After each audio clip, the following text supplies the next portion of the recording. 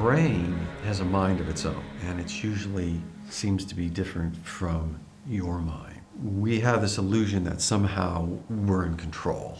The fact is that we're using a 3 million-year-old biocomputer, if you will. And this biocomputer is the most stunning thing that we can find in creation. It's more complex than anything in the universe. So we have this thing. We all have it. It's a stunning gift. We think we control it. The truth is that most of what we do is information we receive from our brain to do.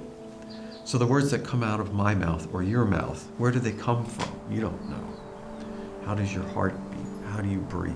How does your hair keep growing? You don't know any of these things.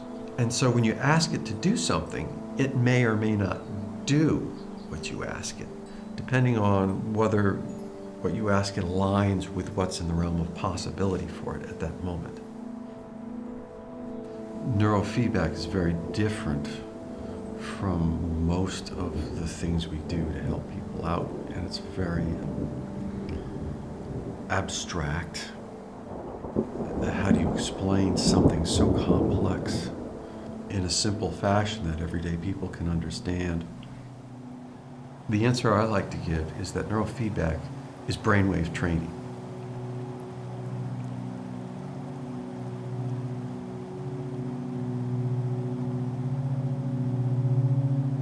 So brainwaves is something people get. It's like the ocean waves.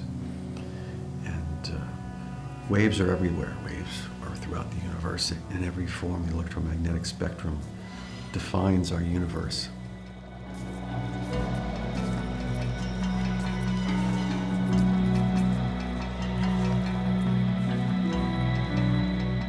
So training brainwaves is something that's intuitive to people. So how do we train? We do it with computers. Before there were personal computers, we couldn't do it because the computers have to do calculation in order to manipulate brainwaves or feedback information from brainwaves.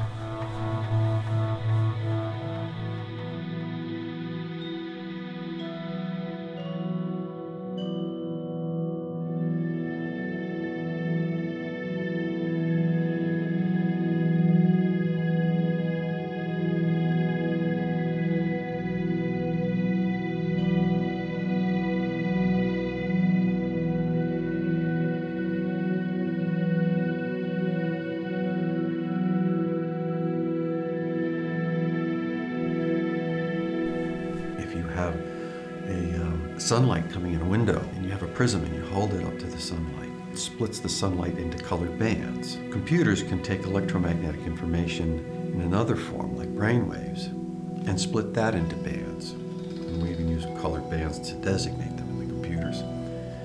And these basic bands of brainwaves seem to be somewhat dedicated to different brain functions to some degree.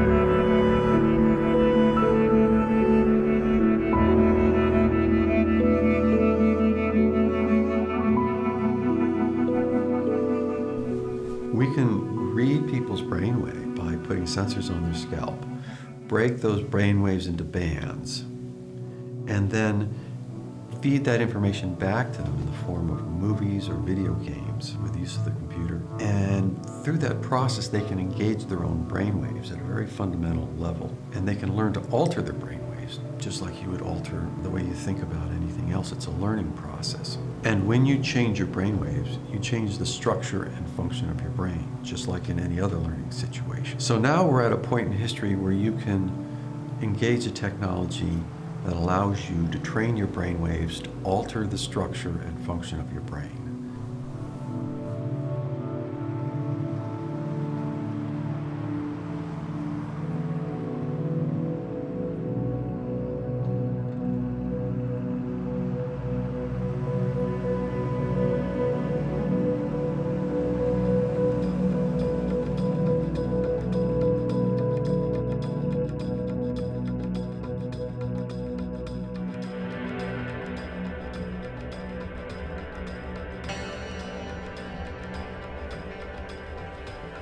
The fears that people have, one of the most prominent ones is, will it change my personality, or will it stifle my creativity? Because my creativity comes from my suffering.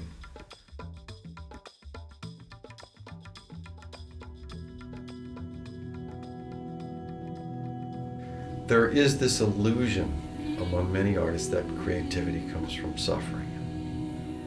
And the only reason creativity comes from suffering is because the suffering breaks up your stupidity, your arrogance, your closed-mindedness. That's why you create more when you're suffering. But if you want to dispense with the suffering and just open your mind, your creativity levels can be amazingly enhanced. Neurofeedback profoundly enhances creativity. Every artist I've trained with neurofeedback has a creative explosion as a consequence, and their suffering diminishes dramatically.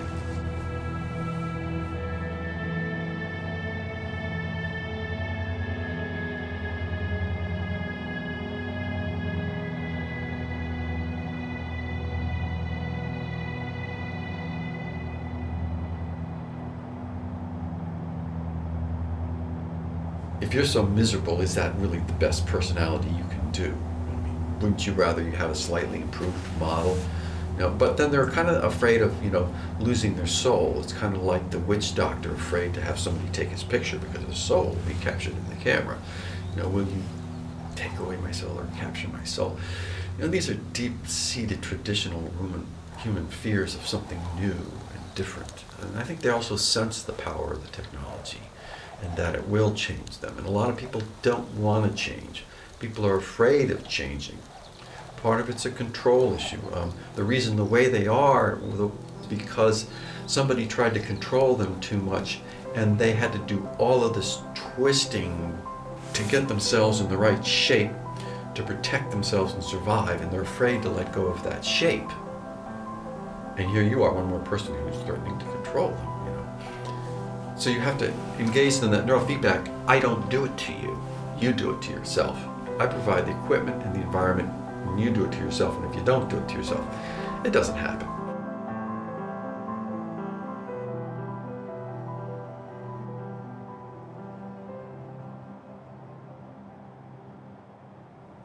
When you change their neurology, when you increase the signal-to-noise ratio, when processing gets better, people begin to act in a more open, constructive, and creative fashion. They start getting more innovative in their problem solving, more open-minded in their solutions.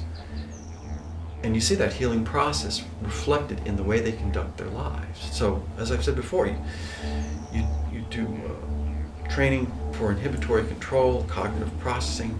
Suddenly they're doing better at school. Suddenly they're doing better with their personal life. Suddenly things are working. Suddenly they're saying things in a new way. They're thinking things in a new way. They're doing things in a new way.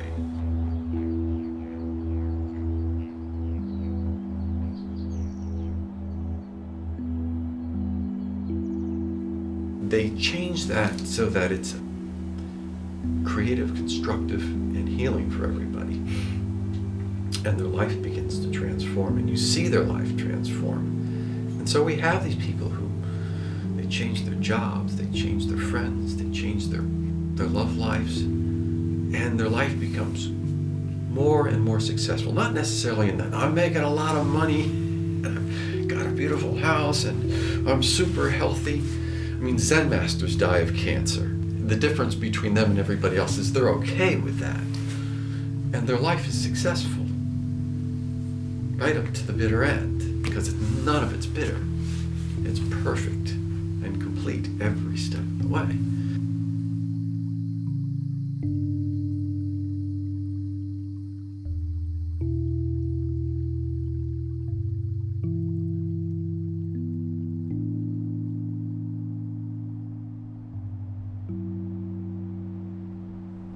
Success is an inside job.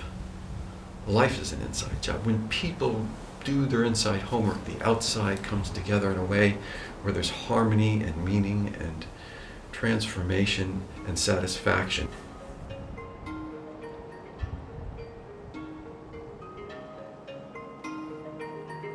Out of that satisfaction, out of that moment by moment, day by day satisfaction and completeness that they carry to each situation,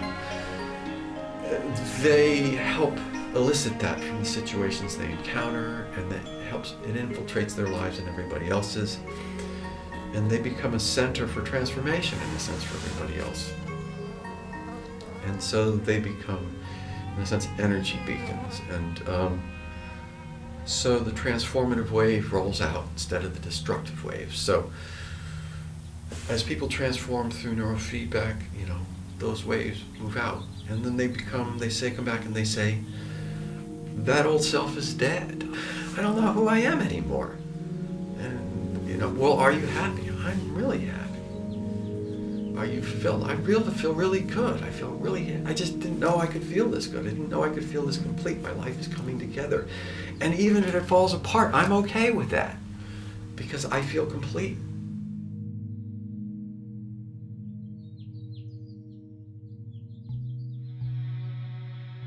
And that's where we want to bring people with neurofeedback. And that's where we can bring them with neurofeedback. Yeah, you still limp. Yeah, you still have your bad moments. Yeah, I still get a migraine now. Well, I get a seizure once every 3 years, but they're still backing off. I still fight with my husband, but you know what? I feel pretty good most of the time.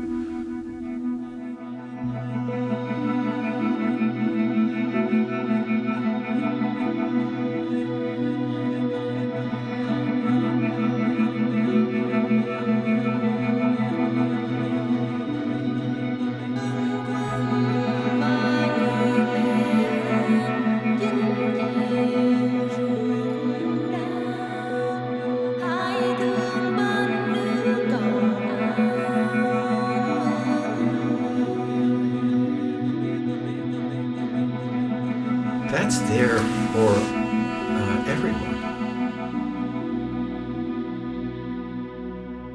And the paradox is that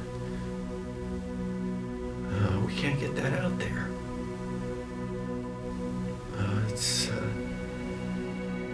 It's amazing and it's sad.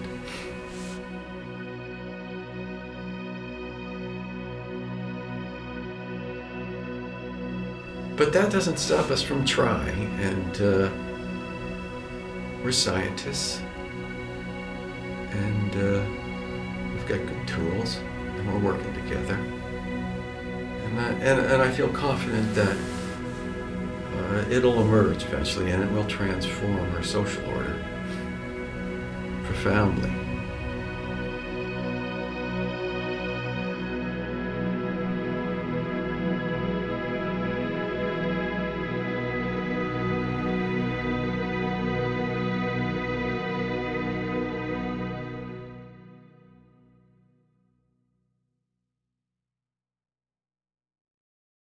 This is all about, for me, the technology and getting it out there and relieving human suffering. I mean, it's the exciting part of the whole thing.